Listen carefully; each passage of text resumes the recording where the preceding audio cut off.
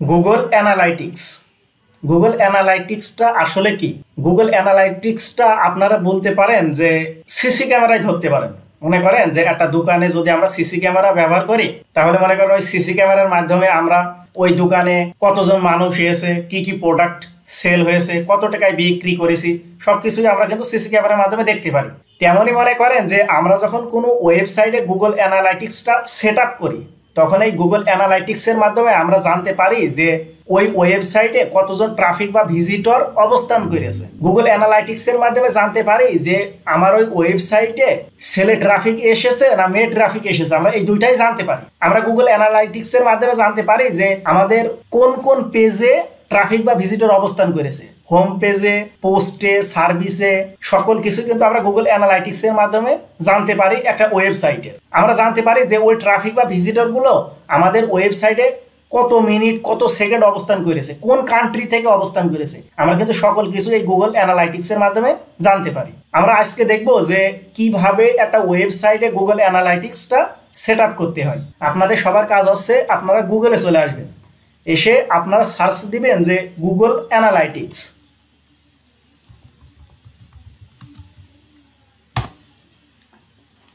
এইভাবে আপনারা Google অ্যানালাইটিক্সটা search দিবেন। তারপরে এই জায়গায় দেখতে পাচ্ছেন যে গুগল অ্যানালাইটিক্স।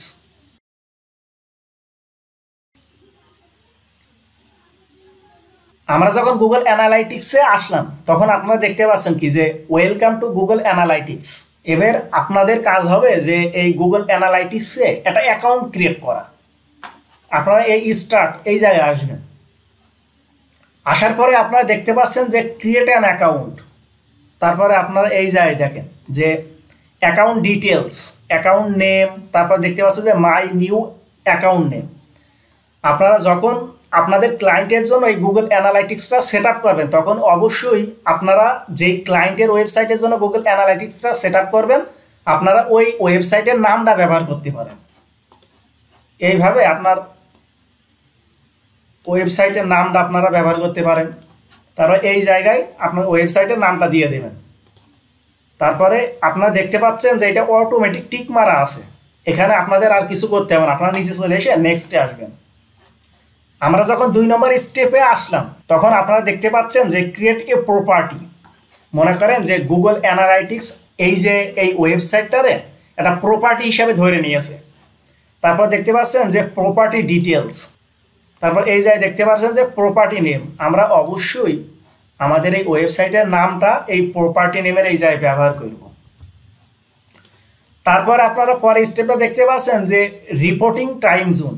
অবশ্যই এই টাইম জোনটা আপনারা আপনাদের ক্লায়েন্টের যে টাইম জোনটা আছে ওইটা ব্যবহার করবেন। আর এর থেকে বেশি ভালো হয় যে আপনারা অবশ্যই কাজ করার আগে ক্লায়েন্টের কাছ থেকে এই বিষয়গুলো শুনে নেবেন যে আপনি কি জিমেইল দেবেন, আপনার জিমেইলে কি আমি গুগল অ্যানালাইটিক্সটা সেট আপ করে দেবো, না আমার জিমেইলে গুগল অ্যানালাইটিক্সটা সেট আপ করবো।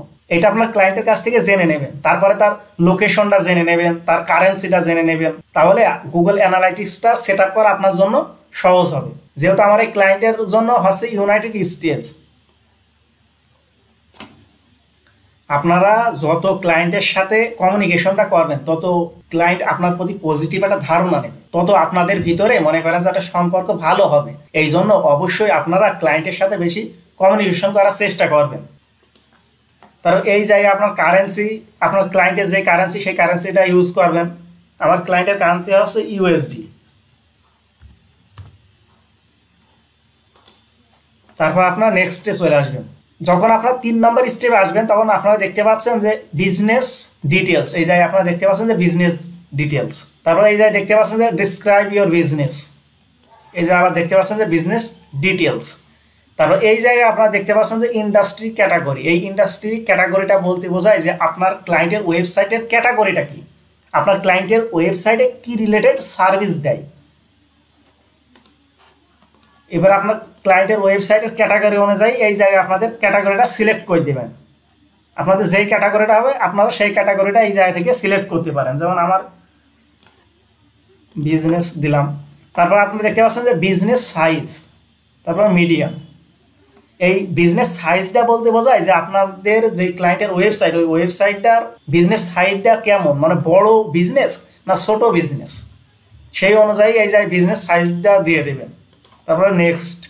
তারপরে দেখতে পাচ্ছেন যে আমরা যখন চতুর্থ স্টেপে আসলাম তখন আমরা দেখতে পাচ্ছি যে business objective, choose your business objective. এই যে দেখতে পাচ্ছেন যে জেনারেট লিডস, আপনারা এইভাবে যে এইগুলা প্রয়োজন, ড্রাইভ অনলাইন সেলস, এইগুলো আপনারা দিয়ে দেবেন এভাবে। তারপরে ক্রিয়েট। তারপরে আমাদের কাজ হচ্ছে এই যে দেখতে পাচ্ছেন যে Google analytics teams of service agreement. তারপর এই দেখতে পাচ্ছেন যে ইউনাইটেড কিংডম। আপনার এই জায়গায় অবশ্যই আপনাদের লোকেশনটা কানেক্ট করবেন, ক্লায়েন্টের লোকেশনটা।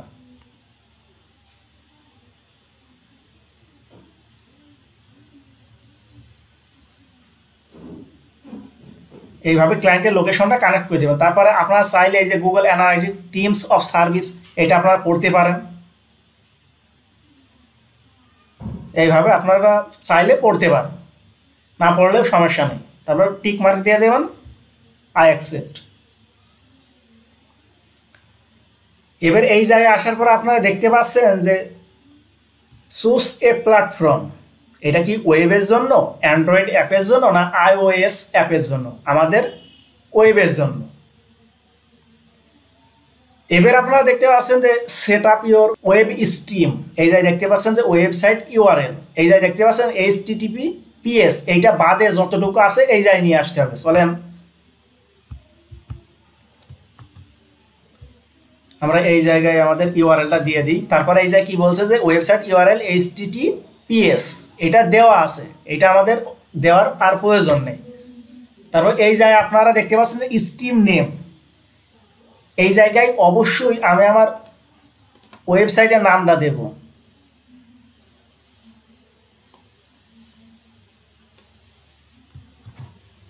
এইভাবে আপনার ওয়েবসাইটের নামটা দিয়ে দেবেন। তারপরে এই জায়গায় দেখতে পাচ্ছেন ক্রিয়েট অ্যান্ড কন্টিনিউ।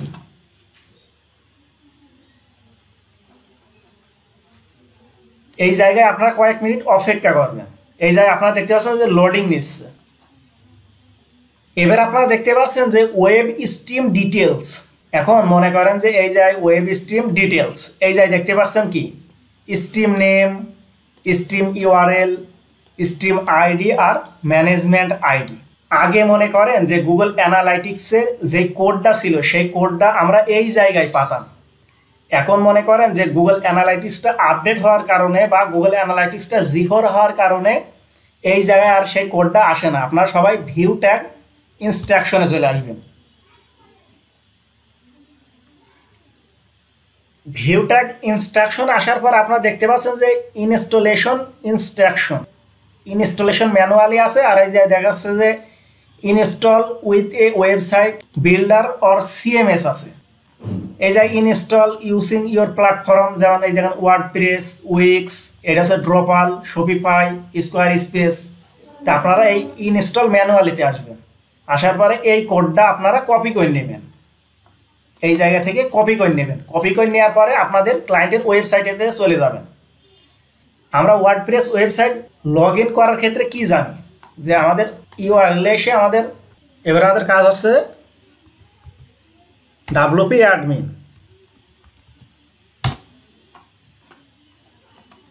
যখন আপনারা WP অ্যাডমিন লিখে সার্চ করলেন তখন দেখতে পাচ্ছেন যে আপনাদের ওয়ার্ডপ্রেস ওয়েবসাইটে লগ ইন করা ড্যাশবোর্ডে চলে এসেছেন। দেখতে পাচ্ছেন log in to your website site. তারপরে এই যাই আপনার চাইলে ইউজার নেম আর ইমেল অ্যাড্রেসটাই যাই দিতে পারেন, তারপর পাসওয়ার্ডটা এখানে দিতে পারেন।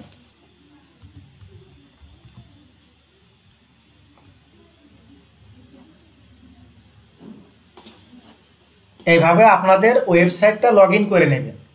আপনারা অবশ্যই আপনাদের ক্লায়েন্টের কাছ থেকে তার ইউজার বা জিমেইল বা পাসওয়ার্ডটা নিয়ে নেবেন। নেওয়ার পরে তারপর কি করবেন, তার ইউআরএলে যে WP অ্যাডমিন লিখে সার্চ দেবে, তার লগ ইন করার অপশনটা পাবেন। তারপরে জিমেইল আর পাসওয়ার্ড দিয়ে ওয়েবসাইটটা ওপেন করে নেবেন।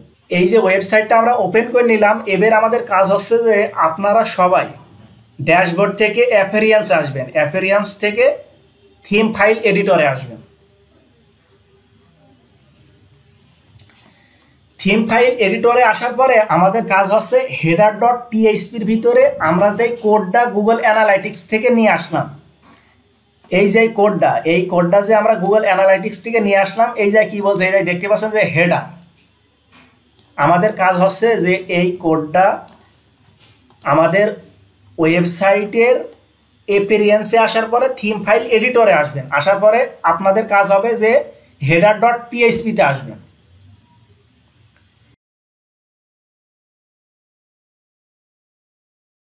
আপনারা এই জায়গায় থিম ফাইলসের নিচে এসে দেখতে পারবেন যে header.php, আপনারা এই জায়গায় চলে আসবেন। এই জায়গায় আসার পরে আমাদের কাজ হচ্ছে যে আমরা যে কোডটা গুগল অ্যানালাইটিক্স থেকে নিলাম এইটা এই হেড ট্যাগের নিচে দিয়ে দিতে হবে। এই দেখেন হেড, এই হেড ট্যাগের নিচে আমাদের এই কোডটা দিয়ে দিতে হবে। এই যে দেখতে পাচ্ছেন হেড, এই হেড ট্যাগের নিচে আমাদের কোডটা দিয়ে দিতে হবে।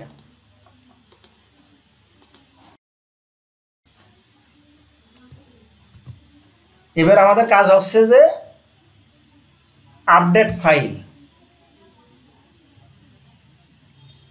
এই দেখেন ফাইল এডিট সাকসেসফুল, আমাদের গুগল অ্যানালাইটিক্সটা সম্পূর্ণভাবে সেট আপ দেওয়া হয়ে গিয়েছে। আশা করি আমি আপনাদের এতটুকু বোঝাতে পারছি যে গুগল অ্যানালাইটিক্স অ্যাকাউন্টটা কিভাবে ক্রিয়েট করে, কিভাবে কোডটা নিতে হয় এবং কিভাবে সেই কোডটা ওয়ার্ডপ্রেস ওয়েবসাইটে অ্যাপিয়ারেন্সে এসে থিম ফাইল এডিটরে এসে header.php-তে এসে হেডারের নিচে দিতে হয়। দেওয়ার পরে আপডেট ফাইল দেওয়ার পরেই আপনারা দেখতে পারবেন যে আপনাদের গুগল অ্যানালাইটিক্সটা সম্পূর্ণভাবে সেট আপ দেওয়া হয়ে গিয়েছে। এবার আপনারা গুগল অ্যানালাইটিক্সে চলে আসবেন, আসার পরে এই জায়গা থেকে আপনারা বেরিয়ে যাবেন। তারপর এই জায়গায় আপনারা একটা রিফ্রেশ দিতে পারেন,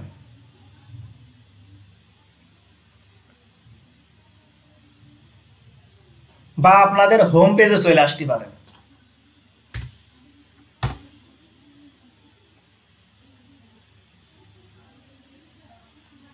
যখনই আপনারা হোম পেজে আসবেন তখন আপনাদের এই রকম দেখাবে। তারপর এই ক্লিক করে দিই, তারপরে এইটা আমরা সেভ করে দেব। আমরা যখনই সেভ করে দিলাম তখনই আপনারা হোম পেজে একটা জিনিস দেখতে পাচ্ছেন যে এইটা হচ্ছে ইউজার। ইউজার বলতে কি বোঝায়? ইউজারটা বলতে বোঝায় যে আমাদের এই, চলেন আমরা এই ওয়েবসাইটের ড্যাশবোর্ডে যাই। ইউজারটা বলতে বোঝায় যে আমাদের এই ওয়েবসাইটে কতজন ট্রাফিক বা ভিজিটর এসেছে তারকেই বলা হয় ইউজার। তারপরে কি ইভেন্টস দেখতে পাচ্ছেন, তারপর ইভেন্টস কাউন্ট দেখতে পাচ্ছেন। নিউ ইউজার, এটা তো আপনারা ভালোভাবে বোঝেন যে নিউ ইউজার মানে কি, নতুন ট্রাফিক। তারপরে এই জায়গায় আপনারা দেখতে পাচ্ছেন যে ইউজার ইন লাস্ট 30 মিনিট, মানে 30 মিনিটের ভিতরে যত ট্রাফিক বা ভিজিটর আসবে আপনারা এই জায়গায় দেখতে পারবেন। এখন আপনারা কি করে বুঝবেন যে গুগল অ্যানালাইটিক্সটা প্রপারলি সেট আপ হয়েছে? আপনারা এইভাবে আপনার ক্লায়েন্টের ওয়েবসাইটটা নেবেন, Ctrl+C দিয়ে কপি করে 4-5টা ট্যাব ওপেন করবেন। এইভাবে 4-5টা ট্যাব ওপেন করবেন। আপনি যখন এইভাবে 4-5টা ট্যাব ওপেন করবেন তারপর গুগল অ্যানালাইটিক্সে এসে একটা রিফ্রেশ দেবেন।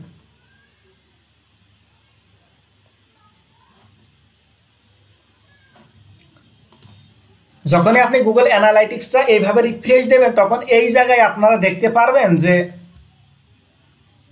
User in the last 30 minute, এই জায়গায় আপনারা দেখতে পারবেন যে আপনার এই স্কোরটা উঠেছে। তাহলে আপনি বুঝতে পারবেন যে আপনার গুগল অ্যানালাইটিক্সটা ভালোভাবে সেট আপ করা হয়ে গিয়েছে। তারপর আপনার নিচে দেখতে পাচ্ছেন যে কান্ট্রি। আমি যখন তার ওয়েবসাইটে অবস্থান করেছি তখন কিন্তু গুগল অ্যানালাইটিক্স একটা ট্রাফিক বা ভিজিটর ধরে নিয়েছে। এখন এই ট্রাফিক বা ভিজিটরটা কোন কান্ট্রি থেকে আমার ওয়েবসাইটে এসেছে সেটা এই জায়গায় দেখতে পারেন যে কান্ট্রি কোন, বাংলাদেশ। তারপরে এই বাংলাদেশ থেকে কত ইউজার আমার ওয়েবসাইটে এসেছে সেটা এই জায়গায় দেখতে পারবেন। এবার আপনাদের কাজ হচ্ছে আপনারা রিপোর্টসে আসবেন। রিপোর্টসে এসে আপনারা দেখতে পাচ্ছেন যে ইউজার, এটা তো আপনারা ভালোই বুঝেছেন। তারপর নিউ ইউজার, এইটাও বুঝেছেন। তারপরে এইটা দেখতে পাচ্ছেন যে average engagement time. Average engagement টাইমটা বলতে বোঝায় যে মনে করেন কোনো ট্রাফিক বা ভিজিটর আপনার ওয়েবসাইটে কত মিনিট বা কত সেকেন্ড অবস্থান করেছে সেইটার একটা স্কোর এই জায়গায় দেখাবে। তারপর এই যে দেখতে পাচ্ছেন যে user in the last 30 minute, এটা তো আপনারা বুঝলেন। তারপরে এই যে দেখতে পাচ্ছেন যে new user by first user primary channel group, তার একটা ডাটা এই জায়গায় দিবে। Session by session primary, session primary, তার একটা ডাটা এই জায়গায় আপনারা দেখতে পাবেন। তারপরে এই জায়গায় আপনারা দেখতে পারবেন যে ইউজার বাই কান্ট্রি, মানে ট্রাফিক বা ভিজিটর কোন কান্ট্রি থেকে এই ওয়েবসাইটে অবস্থান করেছে সেই কান্ট্রিটা আপনারা এই জায়গায় দেখতে পারবেন। এই জায়গায় কান্ট্রি, এই কান্ট্রিটা নিচে হবে, যেমন মনে করেন যে আমি বাংলাদেশ থেকে অবস্থান করেছি, বাংলাদেশ কান্ট্রি দেখাবে। ইউনাইটেড স্টেট থেকে কোনো ট্রাফিক বা ভিজিটর অবস্থান করলে ইউনাইটেড স্টেট দেখাবে। তারপর ইউজার কাউন্ট দেখাবে যে বাংলাদেশ থেকে কতজন ট্রাফিক বা ভিজিটর অবস্থান করেছে, ইন্ডিয়া থেকে অবস্থান করেছে, তার পুরো ডিটেলসটা আপনারা এই জায়গায় দেখতে পারবেন। তারপরে আপনারা এই জায়গায় দেখতে পাচ্ছেন যে ইউজার অ্যাক্টিভিটি ওভার টাইম, মানে ট্রাফিক বা ভিজিটর আমার ওয়েবসাইটে কত সময় অবস্থান করেছে তার একটা স্কোর এই জায়গায় দেখাবে। আপনাদের অবশ্যই এই গুগল অ্যানালাইটিক্সটা নিয়ে একটু অ্যানালাইসিস করতে হবে। একটা বিষয় কি, আপনারা যখন কোনো বিষয় নিয়ে অ্যানালাইসিস করবেন তখন আপনারা কি ওইটা আরো ভালোভাবে জানতে পারবেন, একটা পজিটিভ মেন্টালিটি আপনাদের ভিতরে আসবে। তারপরে এই জায়গায় দেখতে পাওয়া যায় view by page title and screen class. তারপরে দেখতে পাবেন page title and screen class. এইটা বলতে বোঝায় যে আপনাদের এই যে মনে করেন এই ওয়েবসাইটটা, এই ওয়েবসাইটটা হোম পেজ, অ্যাবাউট, সার্ভিসে দেখতে পাচ্ছেন যে একটা, দুইটা, তিনটা পেজ, প্রজেক্ট, কন্টেন্ট, এই যে পেজগুলা, এই view by page title and screen class এইটা বলতে বোঝায় যে আপনাদের হোম পেজে কত ট্রাফিক বা ভিজিটর এসে, তারপরে পোস্টে কত এসে, তারপরে সার্ভিসে কতজন ট্রাফিক বা ভিজিটর এসে, সব ডাটাগুলো আপনারা এই জায়গায় দেবে। আপনাদের এক একটা পেজের ডাটাগুলো আপনারা এই জায়গায় দেখতে পারবেন। তার event count by event name দেখতে পারবেন। তারপর এই জায়গায় আসেন, এই জায়গায় আপনারা দেখতে পাচ্ছেন যে বিজনেস অবজেক্টিভ। এই বিজনেস অবজেক্টিভে আবার 4টা জিনিস দেখতে পাচ্ছেন, জেনারেট লিডস, আবার দেখতে পাচ্ছেন ড্রাইভ অনলাইন সেলস, তারপর আবার দেখতে পাচ্ছেন যে রেইস ব্র্যান্ড অ্যাওয়ারনেস, তারপরে দেখতে পাচ্ছেন যে এক্সামিন ইউজার বিহেভিয়ার। এইভাবে আপনারা এই ওভারভিউগুলো দেখবেন। আমি যেইগুলা বললাম এখানে সব কিছু এই নিউ ইউজার আর রিটার্ন ইউজার। এই যে দেখতে পাচ্ছেন যে ইউজার অ্যাক্টিভিটি, এইটা বলতে বোঝায় যে আপনার 2 তারিখে কতজন ট্রাফিক বা ভিজিটর এসে, 26 তারিখে কত এসে, 19 তারিখে কত এসে, এইভাবে আপনারা তারপরে আপনারা যেতে পারেন যে অডিয়েন্সে আসতে পারেন। এইভাবে আপনারা গুগল অ্যানালাইটিক্সের মাধ্যমে একটা ওয়েবসাইটের প্রপারলি সব কিছু জানতে পারবেন। এখন মনে করেন যে আপনি আপনার জিমেইলে এই গুগল অ্যানালাইটিক্সটা সেট আপ করেছেন। এখন মনে করেন আপনি আপনার ক্লায়েন্টের জন্য গুগল অ্যানালাইটিক্সটা সেট আপ করে দিয়েছেন। এখন ক্লায়েন্টের তো একটা রিপোর্ট শিট আমার দিতে হবে যে আমি যেহেতু গুগল অ্যানালাইটিক্সটা সেট আপ করেছি, এইটা যদি আমি ক্লায়েন্টের মুখে বলি তাহলে তো হচ্ছে না, কারণ সে আমার হায়ার করেছে। আমার অবশ্যই তার একটা রিপোর্ট শিট দিতে হবে। সে যখন বলবে যে তুমি তো তোমার জিমেইলে গুগল অ্যানালাইটিক্সটা সেট আপ করেছো, তুমি আমার একটা রিপোর্ট শিট দেখাও, তখন তোমরা কি করবা? তখন অ্যাডমিনে চলে আসবেন। অ্যাডমিনে আসার পরে আপনারা এই জায়গায় দেখতে পারবেন যে অ্যাকাউন্ট অ্যাসেস ম্যানেজমেন্ট, এই জায়গায় চলে আসবেন। যখন আপনারা অ্যাকাউন্ট অ্যাসেস ম্যানেজমেন্টে আসবেন তখন আপনারা এইভাবে একটা জিনিস দেখতে পারবেন যে অ্যাকাউন্ট অ্যাসেস ম্যানেজমেন্ট, তারপরে এই প্লাস আইকনে আসবেন, অ্যাড ইউজারে আসবেন। আসার পরে এই জায়গায় ইন্টার ইমেইল অ্যাড্রেস, এই জায়গায় আপনার ক্লায়েন্টের ইমেইলটা দিয়ে দেবেন। দেওয়ার পরে আপনাদের কাজ আছে আপনারা এই জায়গায় অ্যানালাইটিক্সটা দেবেন। দেওয়ার পরে এই জায়গায় অ্যাড দেবেন। যখনই আপনি অ্যাড দিয়ে দেবেন তখনই আপনার ক্লায়েন্ট আপনার এই গুগল অ্যানালাইটিক্সের রিপোর্ট শিটটা পেয়ে যাবে। সে সব কিছু দেখতে পারবে এই গুগল অ্যানালাইটিক্সের। আশা করি আপনি এতটুকু বুঝতে পেরেছেন যে কিভাবে গুগল অ্যানালাইটিক্সটা সেট আপ দিতে হয়, তারপরে কিভাবে এই গুগল অ্যানালাইটিক্সের রিপোর্ট শিটটা আপনি এখন ক্লায়েন্টের কাছে দিতে হবে। এতটুকু তো আপনারা ক্লিয়ার হয়েছেন। এখন মনে করেন যে এই একটা জিমেইল দিয়েই আপনি 10টা 20টা 50টা এরকম ক্লায়েন্টের জন্য গুগল অ্যানালাইটিক্সটা সেট আপ করে দিতে পারবেন। যখন আপনারা একদম প্রথম গুগল অ্যানালাইটিক্সটা কোনো ক্লায়েন্টের জন্য সেট আপ করবেন তখন এইভাবে আসবে, যেভাবে আমরা প্রথমটি গুগল অ্যানালাইটিক্স অ্যাকাউন্টটা ক্রিয়েট করলাম। এখন মনে করেন যত ক্লায়েন্টের জন্য গুগল অ্যানালাইটিক্সটা সেট আপ করবেন না কেন সেটা এই জায়গায় দেখতে পারবেন যে অল অ্যাকাউন্ট, এই জায়গায় দেখতে পারবেন যে যত ক্লায়েন্টের জন্য আপনার গুগল অ্যানালাইটিক্সটা সেট আপ করেছেন তার সব অ্যাকাউন্টগুলো আপনারা এই জায়গায় দেখতে পারবেন। এখন আপনারা বলতে পারেন যে নতুন অ্যাকাউন্ট কীভাবে ক্রিয়েট করবো, কোন জায়গা থেকে? আপনারা সেটিংসে আসবেন। সেটিংসে এসে এই জায়গায় দেখতে পাচ্ছেন যে ক্রিয়েট, এই ক্রিয়েটে আসবেন, এসে অ্যাকাউন্টে আসবেন। আপনারা চাইলে এইভাবে আপনাদের ক্লায়েন্টের জন্য, নতুন নতুন ক্লায়েন্টের জন্য গুগল অ্যানালাইটিক্সটা সেট আপ করে দিতে পারেন। চলেন আমরা ব্যাক যাই। তাহলে তো বুঝতে পারলেন যে কিভাবে আবার নতুন অ্যাকাউন্টটা ক্রিয়েট করতে হবে কোন জায়গা থেকে। আশা করি আপনারা বুঝতে পেরেছেন যে কিভাবে একটা ওয়েবসাইটে গুগল অ্যানালাইটিক্সটা সেট আপ দিতে হয়।